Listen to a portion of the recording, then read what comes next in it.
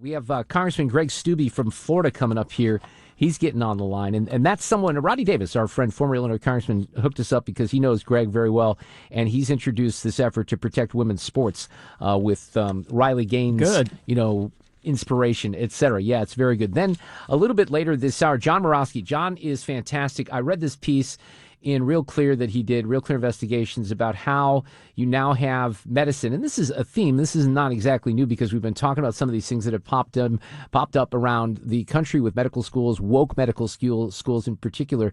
So you have the medicine is diagnosing the non-white oppressed with oppressive cases of weathering. John will explain all of this. It's just another one of these things where medicine in helping people heal or finding cures for cancer, it's absolutely secondary to making sure we check off all the correct DEI boxes.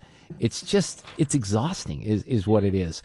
It really is. All right, here we go. Congressman Greg Steube. He represents an area down near Sarasota, Florida. He joins us this afternoon on 97.1 FM Talk. Congressman Steube, how are you? Yeah, good. How are you? Thanks for having me. I'm good. Let me get a little housekeeping out of the way, though, before we start into the issues. Would you publicly lay claim to the fact that you're friends with former Congressman Rodney Davis on this radio show this afternoon?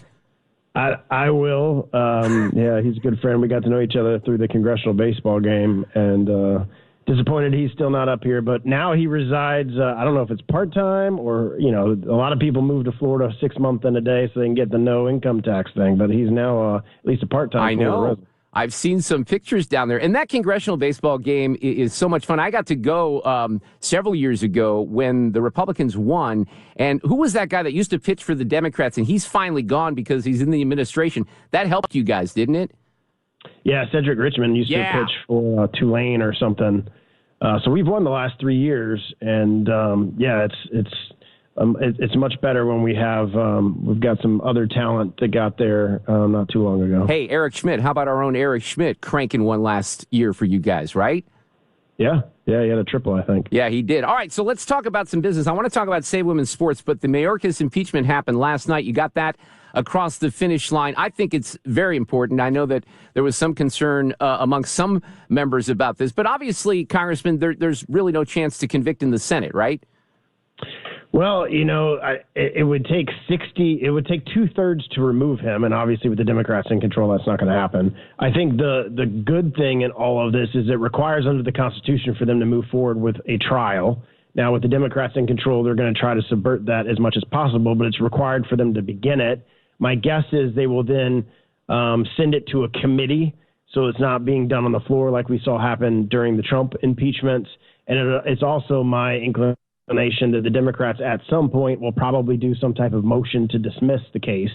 And again, that's a majority, and they have a 1-vote majority over there. So I just think it's good that we stood with the American people on this issue. I believe an 80% issue. We put all the Democrats on the board as to whether you think that Mayorkas shouldn't be impeached based off of his actions at the southern border, and it's the number one crisis affecting our country today. There is no doubt about it. It is an 80% issue. And even, I've mentioned this several times because I go back to just 2 weeks ago in the LA Times, there was a big poll with voters, 62% of Democrats. That was California, Congressman. So, yeah, this is an issue that has really angered a lot of Americans. You see what's happening in Colorado, Chicago, Boston, New York with, citizens that are paying taxes that have parks and, rec centers taken away from them. So what about your position on the border bill overall and what's been going on with that? Obviously shot down from the speaker, what they passed in the House last week, in the Senate last week.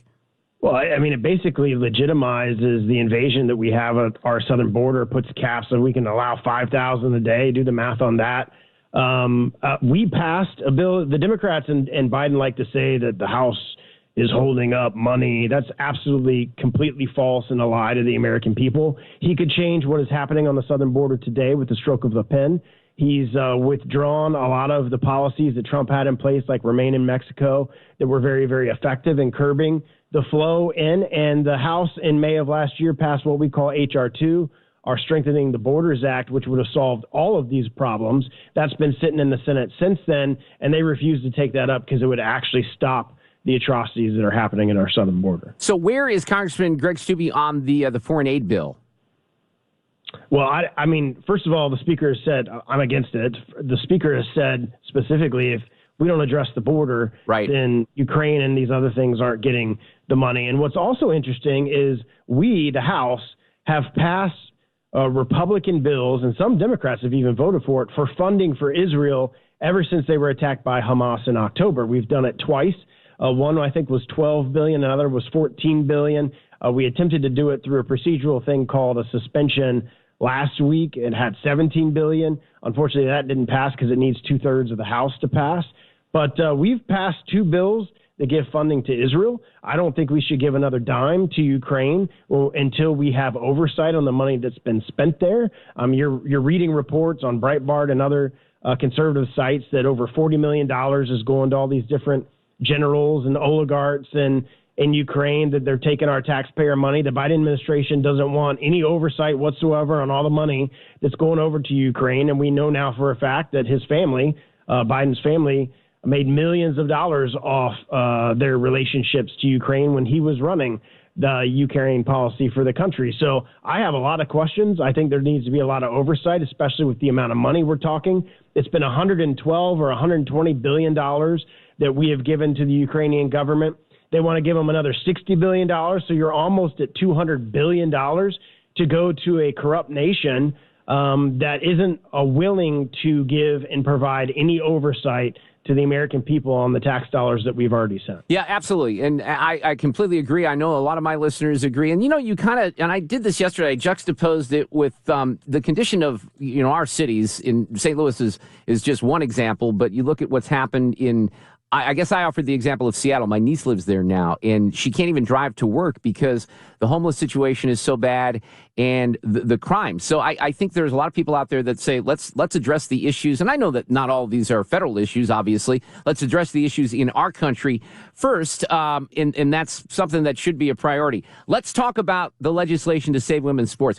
We kind of consider St. Louis a bit of a player in all this just because of Jamie Reed and the whistleblower report that came out, I guess, about a year ago, Congressman, in the Free Press, and that dealt with Washington University and Children's Hospital. I have a little girl who's about to turn 9. She's a swimmer.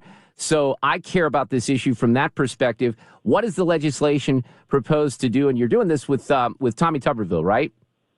Yeah, so we passed our Save Women's Sports Act last year. It was a big priority for the Republicans when we took the majority back. Of course, the Senate isn't going to take that up because they care more about men who claim to be women than they do about actual women.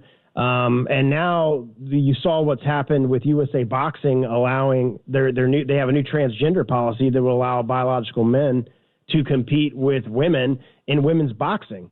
We've seen, there's tons of different situations out there where women have been injured by male boxers, by MMA fighters, you name it. Obviously, there's significant changes in physicality between men and women. So we filed a bill that Congress can pass laws that address the U.S. Olympic Committee.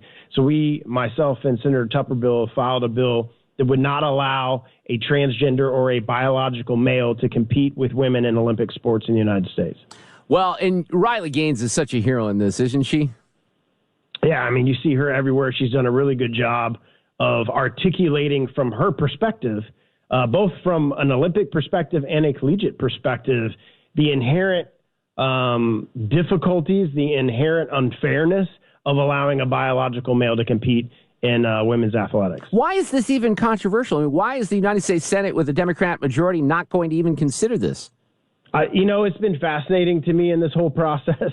This is, again, another 80% issue. Right, like, ask it is. a Democratic mom who has a daughter who's playing soccer or swimming, like your daughter, if she wants a biological male in her daughter's locker room or be able to compete with her daughter for scholarships or anything like that. This is an 80% issue. The left is trying to pander to the far left progressive part of their party, and they're all deathly afraid of the transgender movement. I was shocked that when we passed our bill for women's sports, that not a single Democrat, even in Trump districts, voted for women's sports to prevent biological men from competing. Congress created this. In the 70s, we created Title IX to allow for women to be able to compete in athletics in college and high school and all of these different things because There wanted to be a level playing field for women to be able to compete with other women and not have to compete with men in the different sports categories. Congress created it, and now the Democrats are trying to rip it down through policy changes. Yeah, you had another example, and even Martina Navratilova has been very vocal on this, which I think a lot of people appreciate with Riley and some of the others. You had a male high jumper that just dominated a girls' high school state title in New Hampshire last weekend. So these things keep happening. And, the other thing that I pointed out, Congressman, and I think you realize this, isn't it amazing how, let's just focus on the legacy sports media, ESPN, our local paper here in the story. Nobody ever carries this story. This seems to be a legitimate sports story that people should care about no matter what side of the issue you're on, but that never gets covered in those particular areas.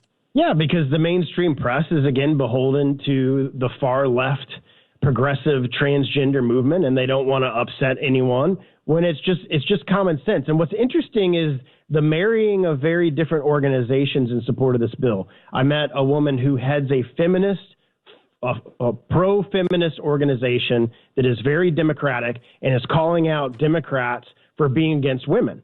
And so you've got these far-left feminist organizations that are saying, hold on a second, men shouldn't be able to compete with women in basketball or volleyball or swimming or whatever the sport may be. And so you have this interesting congregation of different groups that normally obviously wouldn't work together on things, saying, look, common sense dictates this is ridiculous. The mass majority, the polls are like 90% of Americans think it's ridiculous to allow a biological man who wants to identify as a woman that day to be able to compete with women in women's sports, not just from an injury perspective, but from a fairness perspective and scholarships and all of that kind of thing. And so it's brought together different groups that probably don't agree on anything else other than this issue. And it's been fascinating to me how the Democrats are trying to stay away from this as much as possible. Yep, absolutely. Congressman Greg Steube, who's down in the Sarasota, Florida area, I really appreciate you coming on. I started with a hardball question. I'll end with a hardball question. Do you really have 4 dogs in your household? 4 dogs? 4 rescue dogs. It makes life interesting. We've got 2 pits and then a Yorkshire, a little Yorkie, and a miniature poodle. So it's quite the gang of misfits. I would say so. We love our dogs here on the Mark Reardon Show, Sue and Fred and I've had 3 at one time. I don't think I can go back to that. I don't have the energy. Greg, thank you so much. I really appreciate coming on here. Yeah, anytime. Thanks for having me.